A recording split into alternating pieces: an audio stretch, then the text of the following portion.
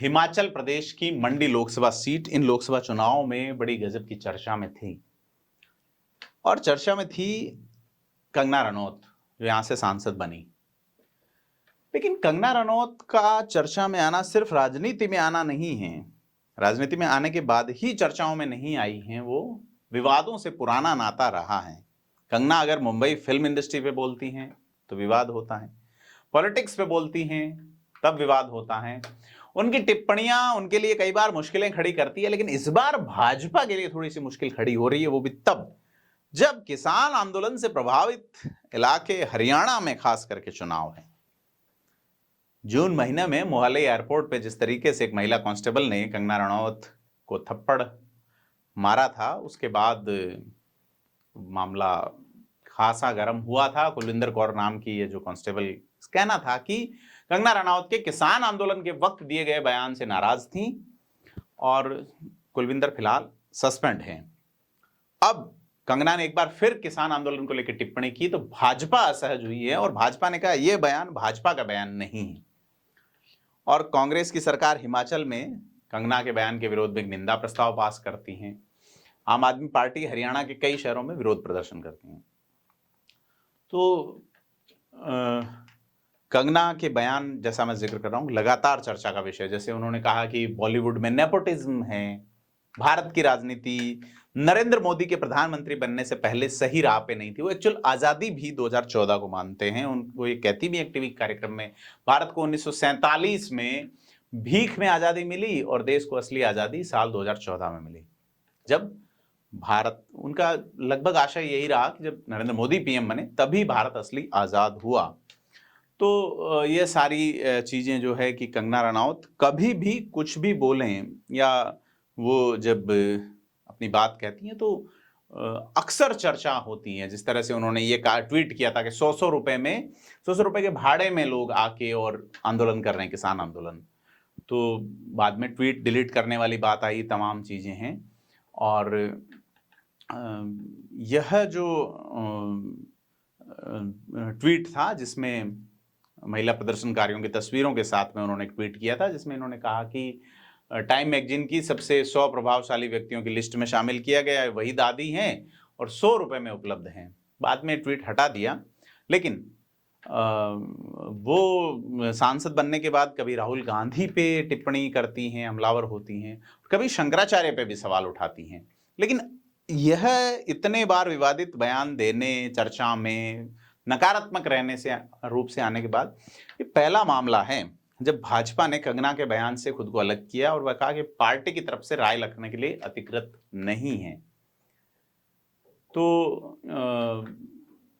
क्योंकि कंगना रनौत ने अभी जो इंटरव्यू दिया जिसमें चर्चा है, उसमें ये कहा कि बांग्लादेश में जो आंदोलन हुआ है और सत्ता परिवर्तन हुआ है वो भारत के किसान आंदोलन से वो कोरिलेट करती है और कहते हैं कि यहाँ जो किसान आंदोलन हुए वहां पर लाशें लटकी थी, रेप हुई, किसानों की बड़ी लंबी प्लानिंग थी जैसे बांग्लादेश में हुआ। इस तरह के षड्यंत्र, आपको क्या लगता है, किसानों, चीन, अमेरिका, इस तरह की विदेशी शक्तियां काम कर रही हैं? कंगना ने न केवल किसान आंदोलन पे टिप्पणी की बल्कि दूसरे देशों पे भी टिप्पणी कर दी है। अब कांग्रेस समेत कई विपक्षी दल हमलावर हैं। कंगना का बयान अब ऐसे समय में आना, भाजपा के बैकफुट पे आने की बड़ी वजह यह भी है कि हरियाणा में विधानसभा चुनाव हैं और हरियाणा के किसान ही आंदोलन में बढ़ चढ़ के हिस्सा ले रहे थे। तो चुनावी राजनीति पे जो है वो नजर रखने वाले लोग कहते हैं कि कंगना का जो बयान है, ऐसे में भाजपा मौजूदा स्थिति जो थोड़ी सी कमजोर है उसमें कोई अतिरिक्त जोखिम उठाने की स्थिति में नहीं है। और बीजेपी ने यह कहा है कि बीजेपी कंगना के इस बयान से असहमति रखती है। भाजपा की ओर से पार्टी के नीतिगत विषयों पर बोलने के लिए कंगना रनौत को न अनुमति है और न वे बयान देने के लिए अधिकृत हैं। और भाजपा ने अब कंगना रनौत को कह भी दिया है कि भाई आप आगे से ऐसे बयान नहीं दें। तो बड़ा चर्चा है क्योंकि बीजेपी के मीडिया विभाग ने एक प्रेस रिलीज जारी की और हालांकि इस प्रेस रिलीज पे किसी के साइन वगैरह है नहीं। तो सारी चीजें हैं कि कंगना रनौत के बयान के बाद भाजपा जो है वो ये सोच रही है कि नुकसान तो बीजेपी का हो गया निश्चित तौर पर, लेकिन कैसे कम से कम इसको या किया जाए या मिनिमाइज किया जाए इस नुकसान को, क्योंकि कंगना का जो कद है उसको लेके देखी जा रही हैं कि उनको एक मॉडल के रूप में प्रस्तुत किया गया, रोल मॉडल के रूप में हिमाचल की बेटी और तमाम चीज़ें जो है। और ये सारी चीज़ें हैं कि अब अगर हिमाचल प्रदेश की भाजपा से आप बात करें तो उनका ये कहना है कि केंद्रीय यूनिट की ओर से बयान आ चुका है। ये सारी चीज़ें हैं कि पॉलिटिक्स में बॉलीवुड के जो एंट्री हैं और उस एंट्री के बाद इस तरह की बयानबाजी अक्सर बॉलीवुड से आए लोग नहीं करते, क्योंकि सनी देओल सांसद रहे या उससे पहले विनोद खन्ना रहे गुरदासपुर से। तो ये सारी चीज़ें जो है वो देखा जाना चाहिए, क्योंकि कंगना रनौत का जो अगर अपन इंटरव्यूज देखें तो लगता है कि वो स्क्रिप्टेड चीज़ें वो नहीं करती, जैसी स्थिति है क्यों बोलने से पहले सोचने वाली स्थिति जो है उसमें नज़र नहीं आती चीज़ें। क्योंकि हिमाचल में कई दावेदार थे इसी मंडी सीट से, तो केंद्रीय नेतृत्व की ओर से कंगना रनौत का टिकट हुआ था। ऐसे में स्थानीय नेतृत्व जो है वो उसको सीधे तौर पे लगता है कि कंगना का कद पार्टी में बहुत बड़ा है। अब इस प्रेस रिलीज के बाद कि वो अधिकृत नहीं है कुछ चीज़ों के लिए बयान रखने के लिए पार्टी की ओर से, तो क्या कद रहेगा? तो सीधी तौर पे, क्योंकि आजकल जो एक जमाना था जब कांग्रेस में फिल्मी सितारे जाते थे जिनमें नाम अमिताभ बच्चन का ले लीजिए या सुनील दत्त का ले लीजिए, लेकिन अब भाजपा के लिए लाइन लंबी है। शत्रुघ्न सिन्हा, धर्मेंद्र, विनोद खन्ना, सनी देओल, परोश रावल, रवि किशन, बाबुल सुप्रियो, किरण खेर जो अनुपम खेर की पत्नी, ऐसे बहुत सारे नेता बीजेपी से सांसद बने हैं। बाबुल सुप्रियो, शत्रुघ्न सिन्हा छोड़ चुके पार्टी, सनी देओल पिछले मोदी सरकार में थे लेकिन वो लगभग गायब रहे, ऐसे में उन्होंने सक्रिय राजनीति छोड़ दी। तो धर्मेंद्र की भी राजस्थान में खास करके 2004 में जब वो सांसद का चुनाव लड़े थे तब ऐसी ही हालत थी कि वो क्षेत्र में आए नहीं और वो सीट बाद में रिजर्व हो गई। तो यह सारी चीजें जो है वो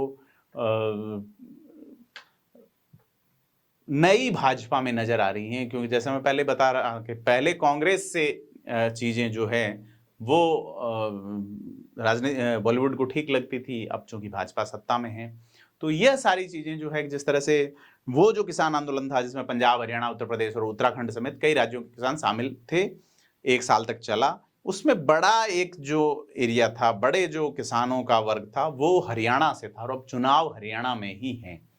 तो अब जो लोकसभा चुनाव का रिजल्ट आया उसमें भाजपा को उस इलाकों में झटका लगा है जहां किसान अच्छी संख्या में हैं, क्योंकि हरियाणा में 10 में से 10 सीटें 2014, 2019, अब 10 में से 5 आधी रह गई। ऐसे में यूपी में भी 19 में 80 में से 62 सीटों पे बीजेपी थी, अब वो वहां भी आधी रह गई, 33 सीट जीत पाई हैं। तो पंजाब में 2 और चंडीगढ़ की 1 लोकसभा सीट बीजेपी को गंवानी पड़ी। तो कुल मिलाके बीजेपी जो पिछली बार 303 पे थी, इस बार 240 पे सिमट गई। और यह सीधा है कि बहुमत से दूर और गठबंधन का दबाव केंद्र सरकार के कई फैसलों में नजर आया। ये केवल कंगना वाला ही नहीं है, भले ही वक्फ वाला बिल का मामला हो, प्रसारण से जुड़ा हुआ एक विधेयक हो, या इसके अलावा यूपीएससी में लेटरल एंट्री वाला मामला रहा हो, चाहे 24 मंत्रालयों में 45 अधिकारी लेने वाला मामला था। तो ये सारी चीजें जो हैं, तो अब ये देखा जा रहा है कि भाजपा किंचित कमजोर है और कंगना के बयान के बाद बीजेपी फॉरेन एक्शन में इसलिए आई क्योंकि हरियाणा के अलावा महाराष्ट्र और झारखंड में भी चुनाव है। महाराष्ट्र में किसानों का रोल बड़ा है, हरियाणा में और भी बड़ा। इस रोल को देखते हुए भाजपा अपने निर्णय ले रही। देखते हैं कंगना रनौत का जादू, क्वीन का जादू कितना कायम रह पाता है, भाजपा के लिए चुनाव कैसा रहता है। नजर बनी रहेगी। आपसे अपील है, कमेंट करें, वीडियो को लाइक शेयर करें और चैनल को सब्सक्राइब करें। धन्यवाद।